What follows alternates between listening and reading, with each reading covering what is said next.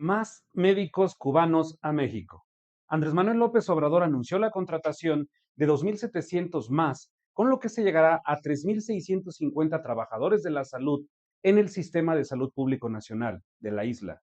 ¿Qué hay detrás de ellos? Dos palabras: esclavitud moderna y un personaje peculiar y siniestro, desde la nómina del gobierno federal. Veamos la realidad de los médicos cubanos en el mundo y en México.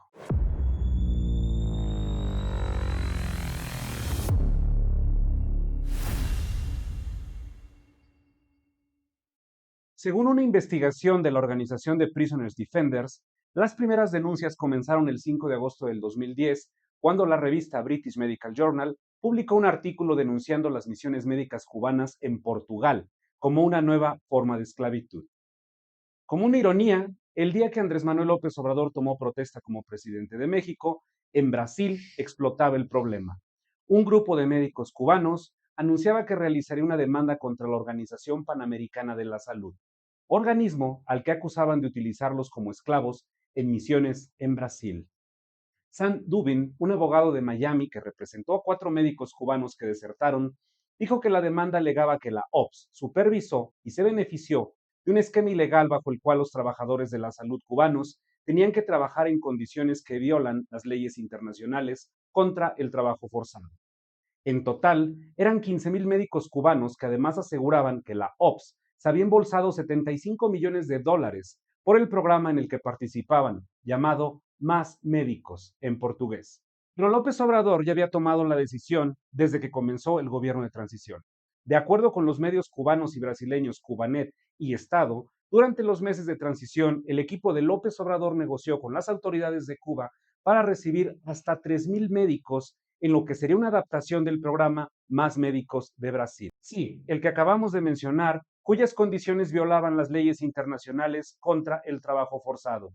La negociación habría sido liderada por el coordinador de asesores de presidencia, en ese entonces, Lázaro Cárdenas Batel, quien cuenta con fuertes vínculos con Cuba. Y es que, detalle, después del escándalo en Brasil, el gobierno cubano comenzó a retirar a los doctores de ese país, luego de que el presidente Jair Bolsonaro exigiera mejorar las condiciones laborales. Culminemos el primer tema.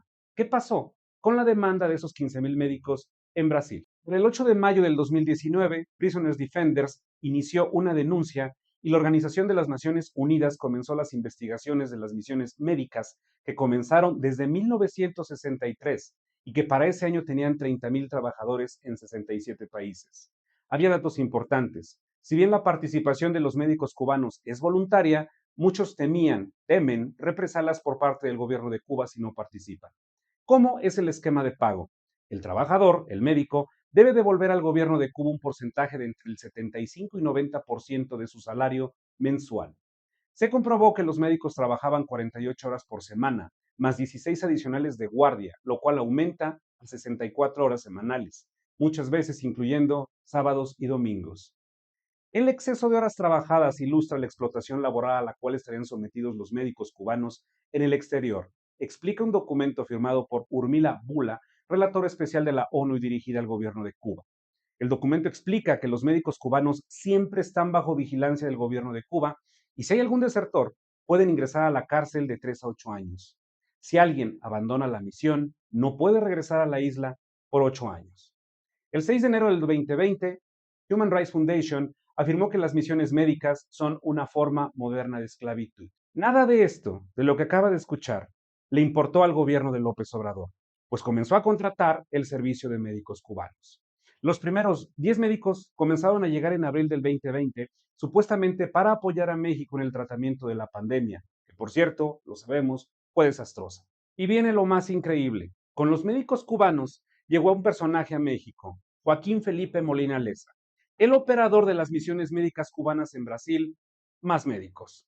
Aunque usted no lo crea, el gobierno de la autodenominada Cuarta Transformación contrató a quien operó las misiones señaladas por esclavitud y trabajos forzados en aquel país. Veamos la historia de este personaje. El médico de origen cubano se desempeñó como coordinador de análisis estratégico y evaluación del Instituto de Salud para el Bienestar, INSABI, el malogrado y desaparecido INSABE, desde 2020.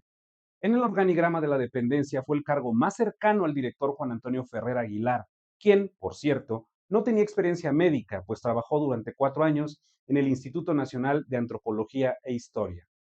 Recordemos que más médicos operaba en Brasil.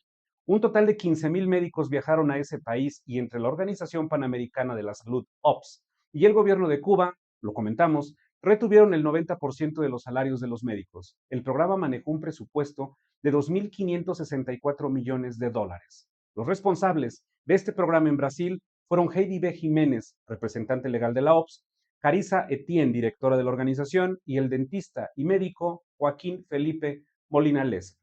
Mientras que en 2019 las condiciones de trabajo de más médicos fueron calificadas por la Organización de las Naciones Unidas como trabajo forzado y esclavitud moderna, el gobierno federal, encabezado por López Obrador, le dio un puesto de alto nivel en el INSABI.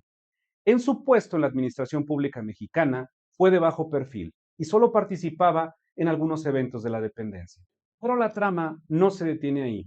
El responsable de ese programa ya había sido contratado por la autodenominada Cuarta Transformación.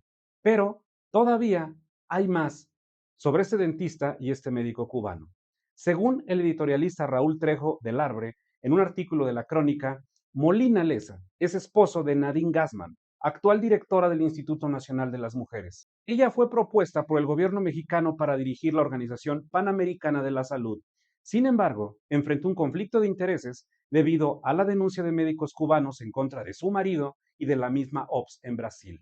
Fue inmediatamente eliminada de la terna. Y un dato curioso, Hugo López-Gatell pidió contar voto por voto a ver si se quedaba. Gatell, siendo Gatell, sirve para lo que no sirve. Pero regresemos a México. ¿Cuánto se ha pagado o se pagó a los médicos cubanos? El 16 de junio del 2020 se supo que el gobierno de México pagó 135 millones de pesos a Cuba por los servicios de 585 médicos y enfermeras de ese país para enfrentar la pandemia de COVID-19. Esa cifra la dijo a la agencia Reuters Oliva López, secretaria de Salud de la Ciudad de México. En 2021 se supo que el ISSSTE pagó al Ministerio de Salud de Cuba 40 millones de pesos por el trabajo de 196 médicos que prestaron sus servicios en el Hospital General de Tláhuac.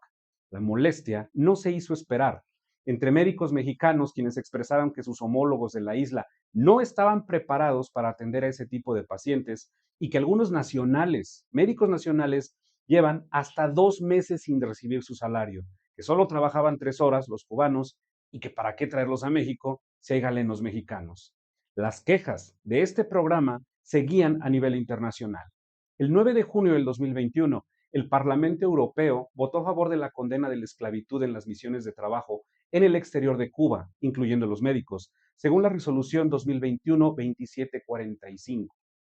En abril del 2022, legisladores cubanoamericanos denunciaron ante el Congreso estadounidense que el empleo de personal médico cubano en México representaba una violación de las normas laborales y contra la trata de personas contenidas en el Tratado Comercial entre México, Estados Unidos y Canadá, el TEMEC.